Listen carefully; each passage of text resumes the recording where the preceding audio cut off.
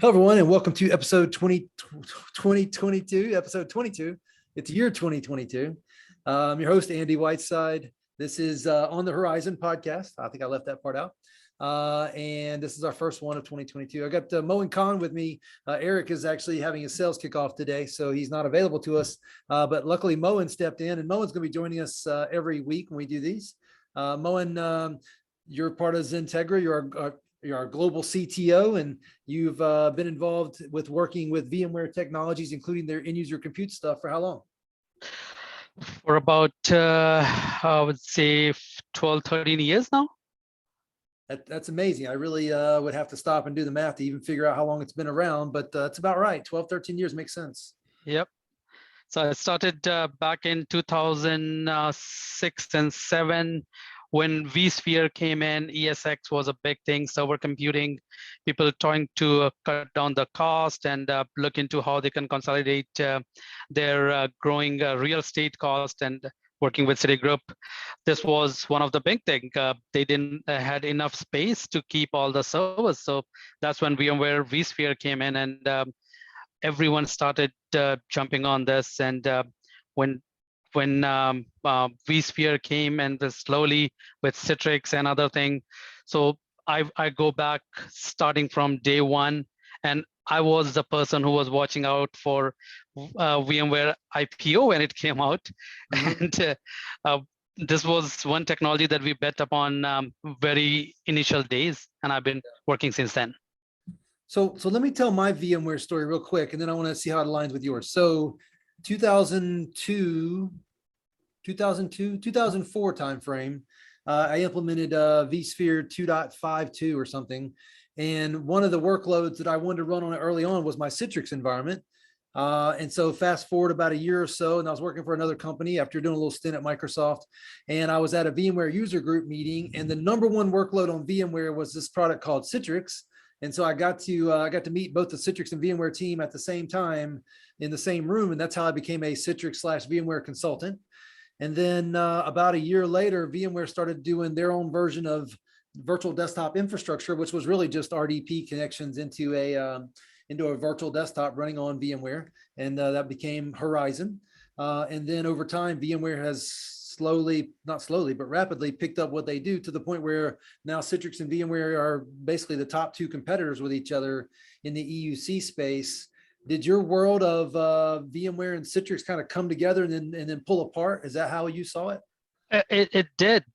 So when I started my 2006 days, when I was working for Citrix Consulting, and my first engagement with XenServer, that when XenSource was acquired by Citrix, and first deal happened with the Dell.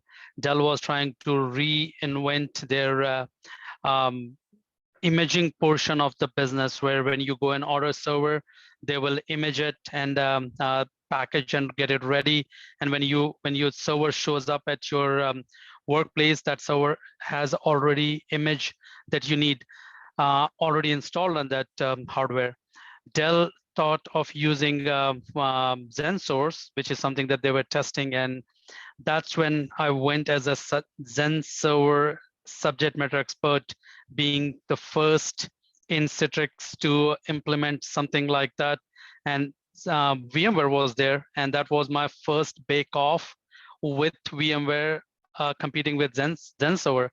And truly, there was no bake-off. There was no comparison on how mature vSphere was compared to XenSource. But that was my first interaction with VMware, 2006, 2007. So I'm glad you brought that up, because I left the XenServer story out. So it was VMware, it was Citrix on physical, and then VMware showed up. Well, that was a great place once it got a little better. 2005 is 6 time frame. It was a great place to put Citrix workload, especially not necessarily VMware getting better, but the hardware being more capable to scale. So that kind of happened. And then the two were like perfect peanut butter and jelly together. And then VMware went after the VDI space some, and then Citrix was like, oh, we better go after the hyper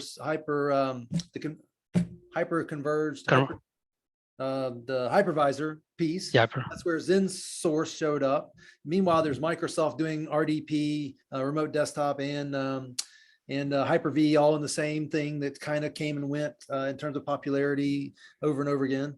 But then so the two kind of, well, here, fast forward to today, right? So we're here talking about VMware EUC, which has a great benefit of having a hypervisor as well as a hypervisor that runs inside hyperscalers all at the same time. That's a vision that we thought would work out for VMware a long time ago. That's starting to become a big part of their story, having that in the cloud and on-premises capabilities, all brokered by their EUC solutions of Workspace ONE or Horizon. And all that's kind of come full circle. And I'll make this statement without going into a lot of detail. 6 months ago, I'm talking to Citrix executives and they're asking, what do you think of our partnerships? And I name all their partners like Amazon, Microsoft, Google. And then I get to the end, they're like, well, what do you think about VMware being a good partner for us? I was like, whoa, wait a minute, what just happened? You came full circle back to, recognizing that you and VMware can live in the same world and both benefit customers at the same time, whether it's making Citrix virtual app and desktop available through Workspace ONE, or whether it's making Citrix Workspace available with VMware as the underlying platform. There's still a lot of environments that run them together, right? Right, and they do, and this always have been from Citrix side. There was no competition where they both work together. Always hypervisor space was VMware, and layer on top of that comes with Citrix Xen app, Xen desktop. Those days, they all have come long way where there was strength already identified. Hypervisor side, VMware has that strength. Underline layer on top of that for end user compute, that was Citrix, which over time VMware has caught up big time on the end user compute side with Horizon, easily competing with. Now if you go in healthcare, VMware is competing with their Horizon product with Workspace ONE through acquisition of AirWatch. Now their solution and portfolio has come to a level where it was always Citrix being leader on app virtualization and desktop virtualization, VMware being more of a hypervisor. Now it has gone to a level where VMware has matured to a point that Horizon is not any less than what Citrix and Microsoft can provide. Yeah. And I think it's a world where, Satya Nadella at Microsoft realizes they can't be everything.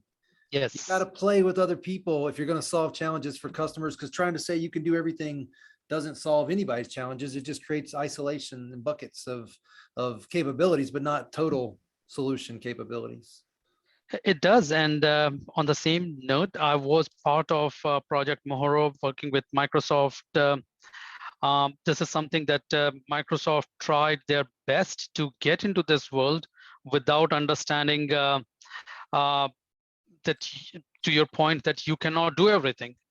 There are a few things that if you are starting to be a desktop virtualization SME in 2013, where Citrix and VMware, they have been doing this from last 8-9 years, it's very hard to catch up. And that's what came down to. Now fast forward 2021, 2022. Now Microsoft is just complementing with Windows 10 multi-session and not competing. There is no competition anymore from Microsoft side. Yeah. Well, you mentioned catch up, maintain it, and stay caught up. It's just impossible. And even companies the size of Microsoft know that you can't do it all. You got to have partners. You got to have co-opetition, and customers will blend themselves into what fits their needs in that world. I agree. So Moen, this is our first podcast together with you, and Eric will be back, and then the three of us will do these going forward. I did pick a topic, maybe an easy one for us today because this is your first one, but very, very relevant. Let me share my screen here so you can see it. So the blog that I chose to review today, it's one by Mr. Brian Madden, who's been in this space a long time. Do you know Brian personally? I know. Okay. Through my Citrix days. Yeah. So I know Brian slightly. We've met once or twice. I know Gabe a lot better, but Brian I've met before. We all kind of run in the same world. But Brian wrote a blog earlier this year, January 11th, and the title of it is VMware's EUC CTO Office makes 11 predictions for EUC in 2022.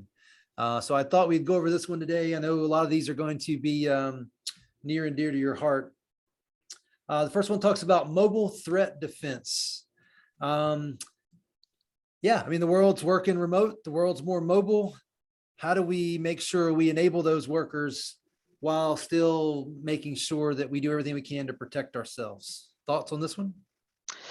If you see the irony of going into a big circle, this is what a big circle is. If you start looking into Unix days with the dumb terminal, where I was talking to one of the customers, they said large lumber company, and they have been using dumb terminal for about a decade. They never liked Windows, and they still don't like Windows. Now, when we look into how the whole mobility has evolved from be it pandemic, where everyone is working from home, which used to be mobility was limited to sales team.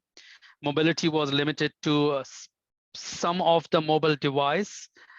Mobility was limited to some of the thin client or dumb terminal that people are using. Now it has gone to anything and everything. Now you have your workforce is mobile, the devices are mobile. We are talking about iPad and smartphones. Each and everything that you turn around and you look, from your workforce to the devices, they are all mobile. Now that has opened a big threat that we talk about, and I 100% agree on being number one threat on making sure that having a proper defense in place with phishing, with malware. Now the four walls where all the information security was, where all your applications, your users were, it has disappeared. There is no four walls anymore. So your data is exposed, your users are exposed, your devices are exposed. So having mobile threat defense as number one prediction, I totally agree with it. Yeah. You know, we went from a world where we kind of let the outside world in, but yet we were very guarded about it, to a world where do whatever it takes to get work done again, right? Overnight. Mm-hmm. And hopefully a lot of companies just didn't throw security out the window. And if they did, they're coming back around and figuring out how to get it back in there. And I think that's probably the case. Oh, with ransomware, everyone is seeing this, that how not having a proper security and exposing yourself to external world, how important this is now. So this is with all the attacks that we see, and every day, any security vulnerability that is coming out, any threat that is being uncovered, you see that how each and everything, at one point, a developer will write a code, and that code will run for 15, 16 years without anyone even going back and seeing that service account password is hard-coded in the code. Now those things cannot survive. Young generation coming in with amount of knowledge that 5-10 years information is out there for each and everything, and trying to keep yourself up to date with those information is the key to stay secure. So staying on the topic of security, the next conversation is passwordless. Okay, so we live in a world where we need to secure everything, but now you're telling me we can do it without having passwords. That scares people, but at the same time, those password scenarios, coming up with one, maintaining and managing one, using one, having to type one in, those are things our users hate. So what's this world look like where we don't have passwords, but we're still just as secure, if not more secure? And this is the key now. If you go and ask anyone how many passwords you have, there are hundreds and hundreds of passwords, be it your banking, be it your application, be it everyday SaaS-based product that you're using. Everything requires password. one thing that that came like single sign on. You coming with every company came with the product version of their own password manager or a security vault where you can store your password and those things. Now it is coming to a point where you just cannot keep up with anything where your passwords are saved. So this goes with in an era that we are walking in. It has to be passwordless. We have to have a level of security where you are not relying on your memory to cooperate with you to remember all the hundreds of passwords that you have to manage or remember to be operational. Well, and it's funny because as we're talking about this, and it almost looks like I'm not paying attention, I got a new phone yesterday. I've got a million applications I've got to go figure out how to get integrated back and set up. And in an ideal world, right, I'm going to be able to use a Hello Camera. I'm going to be able to use biometrics. I'm going to be able to use multi-factor, and I'm not going to be typing passwords. If I do, it's one time, I can store it. And by the way, I shouldn't be typing passwords anyway. I should be typing passphrases. Yep. Imagine if we turned on mandatory passphrases, what our end users would do to us. I mean, it's bad enough. Totally agree. It's bad enough we make them pick 8 characters and 2 special characters and a number or whatever it is. They would not be happy with us. So is this really talking about more the ability to save and have a PIN and have multi-factor that kicks in every time you log in, biometrics, or all the above? All the above. Yeah. Well, this third one goes back to the 2 we've talked about already, I think, and that is zero trust. How are we supposed to be passwordless and work from anywhere, but yet trust nothing? How is that even possible? That is interesting, and that is something that is the thing of pandemic, that you don't trust anything. If you think about it, in reality, when the 4 walls of your corporation where your data center has disappeared, how do you trust anything? How do you trust the device that your users are using? How do you trust the VPN? Now there is no network security at your home. You are relying on the wireless router that is sitting at any user's home. Be it these people being smart enough to write that password or just leave it open. So how do you trust the network that your devices are connecting to?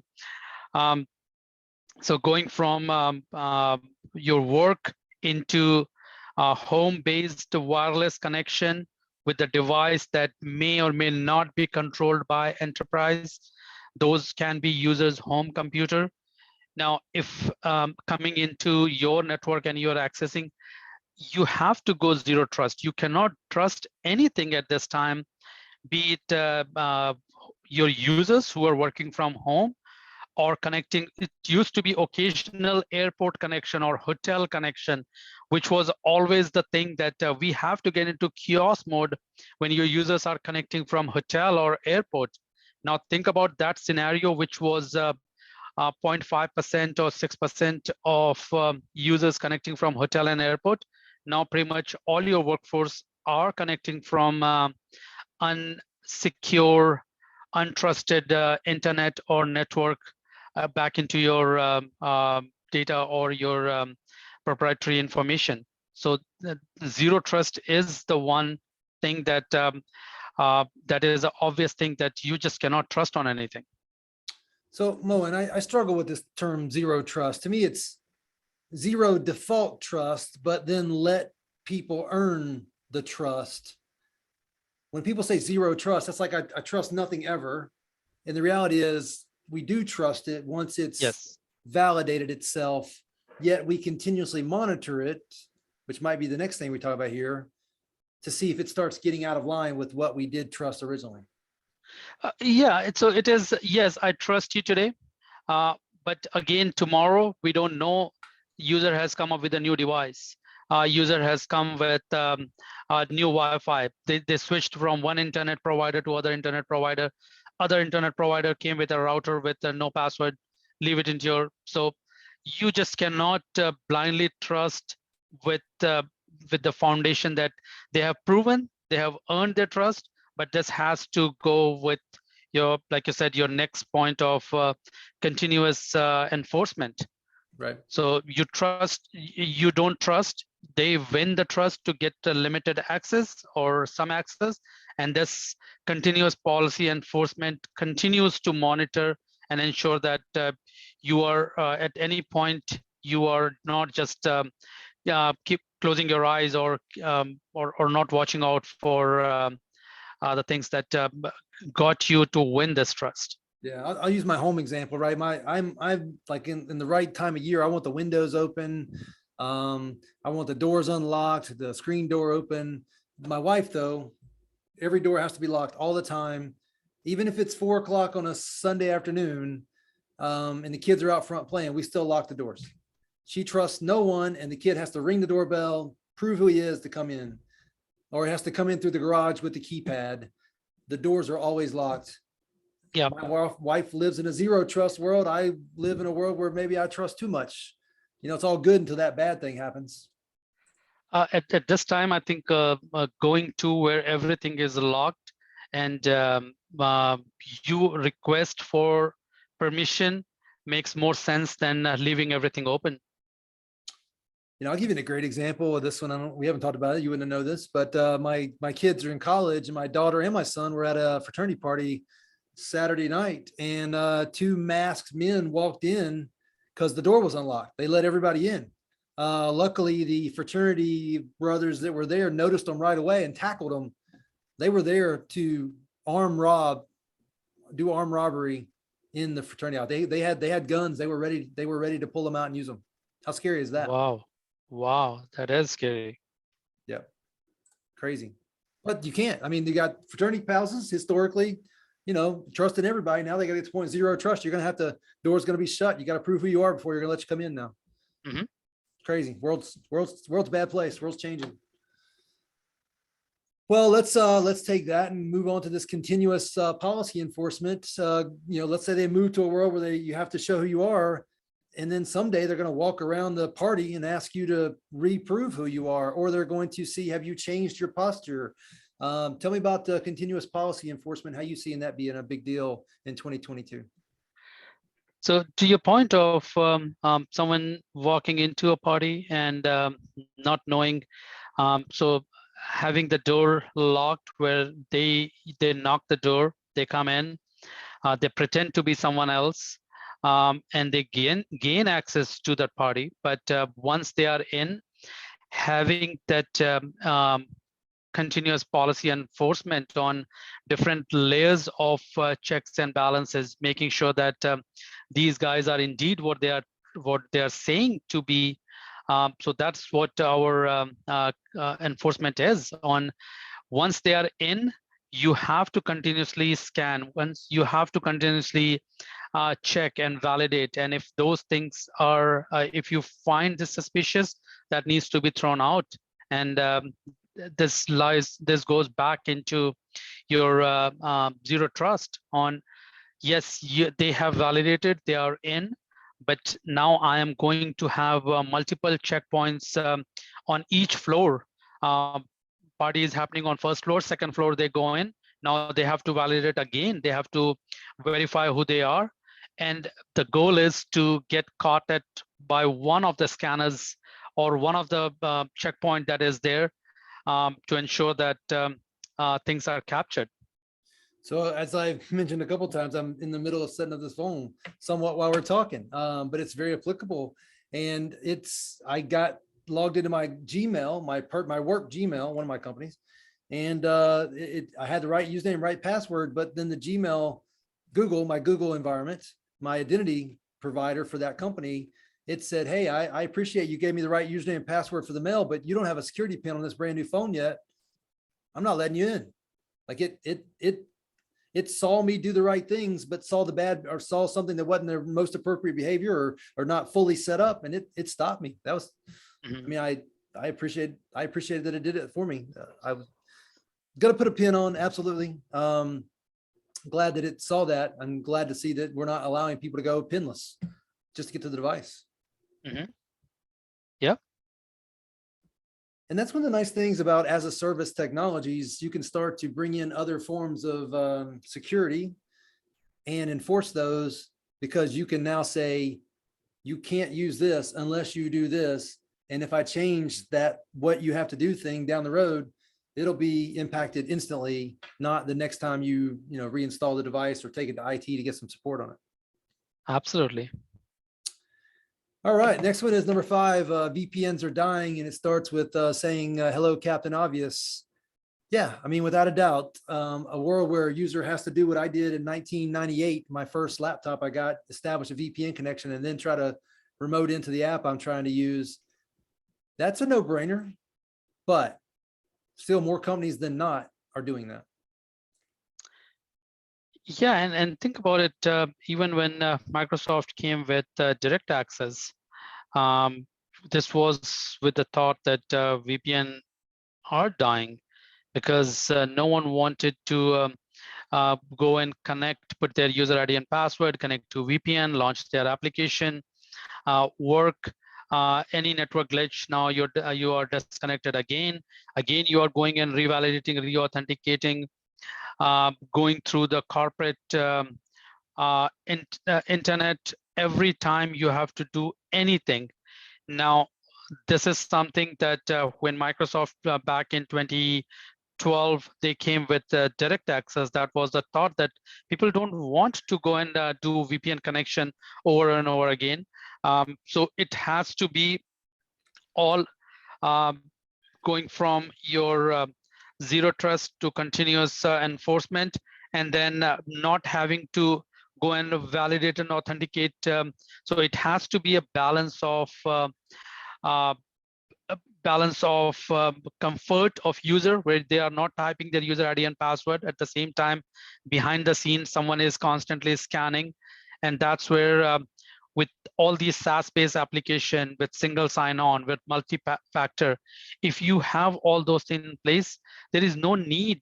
And I'll give you example of one of the customer that I'm talking to.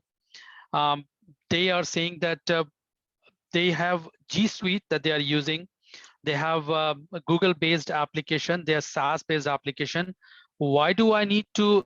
Why do I need to have a corporate-owned device, or why do I need to have a VPN in place? If my users can take any device and go and run those applications, SaaS provider is already authenticating and doing the things that they should be doing. Why do I have to connect a VPN and have them come through my internet and come through my network in my office, and then open my network for my end user as well? So that level of security, we feel that having a VPN where you're routing everyone to your corporate network, you are kind of exposing your network for the home computer. And that's the reason why your VPNs are not something. And with this SASE offering and what every provider, Cisco, Citrix, VMware, all coming with SASE, that is for a reason. With Office 365, it is running in cloud. You're not limited by Exchange that is running on your office. So why do you have to come to our network when you can run without VPN? Well, so this one is obvious, right? It Yes. Can be better for the end user and more secure all at the same time, more convenient, quicker to access, and more secure. Why companies are out there still running VPNs on their mobile connectivity it just doesn't make any sense. It does not make sense. I agree. So the 6th thing they have listed here is multi-cloud. So Moen, are you telling me that the cloud is not a cloud, it's clouds? It clouds. Yes, that is correct. And so the idea that if I'm designing an EUC environment, maybe I don't design it for a cloud, I design it for multiple clouds, take advantage of multiple clouds, and I have scalability and redundancy all at the same time. That's pretty powerful when you start thinking about stuff that originally was intended to run in a single data center. Yeah, and this is more with the AWS, Azure, GCP, all everyone, so it's the same thing that you don't rely on your own data center. You have a backup data center or your colo where you are storing things. That goes in the same line, that why do I rely on one cloud provider and get myself with AWS going down a couple of times last year.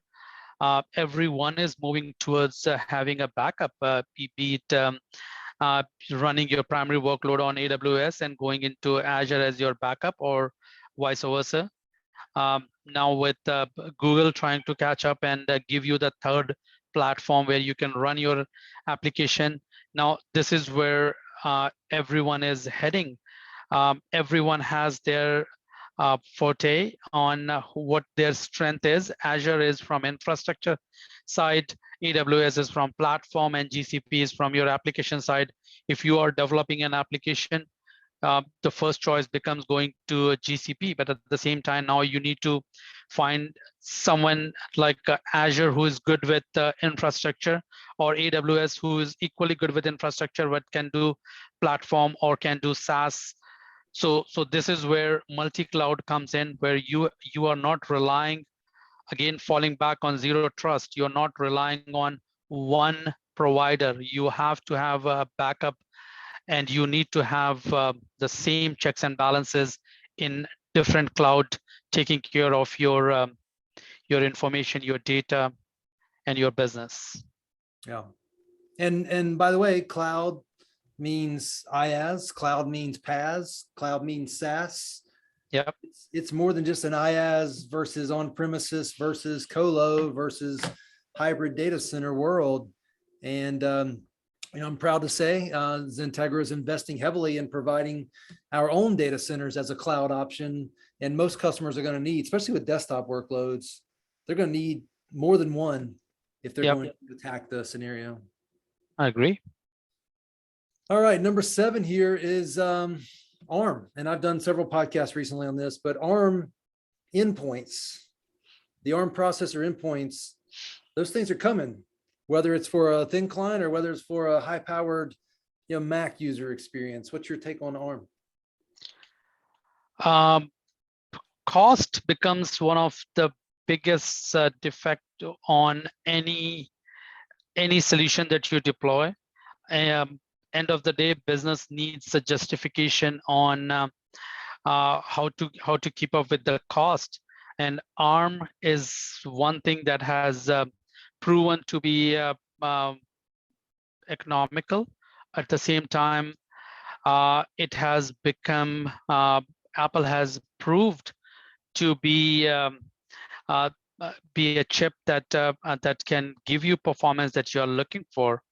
So Apple has proved it, and the cost justifies it to be used in more killing this monopoly of Intel processors and getting into something that is that has been proven and is more cost effective.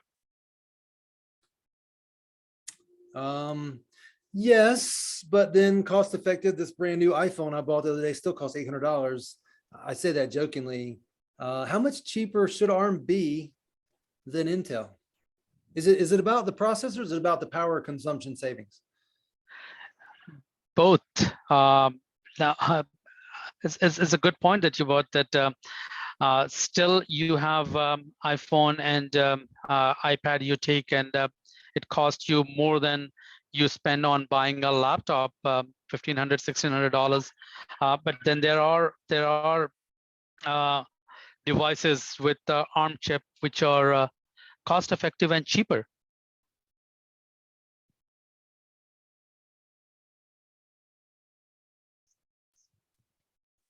Sorry, I went on mute.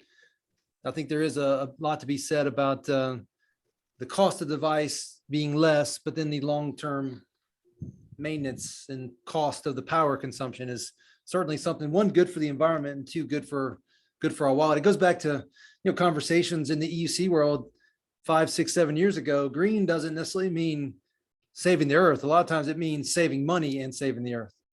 Yeah, I agree. All right, let's see. We got, there's more there's 11 of these. So number 8 is one that no matter what we did ahead of this, the other 7 we've covered.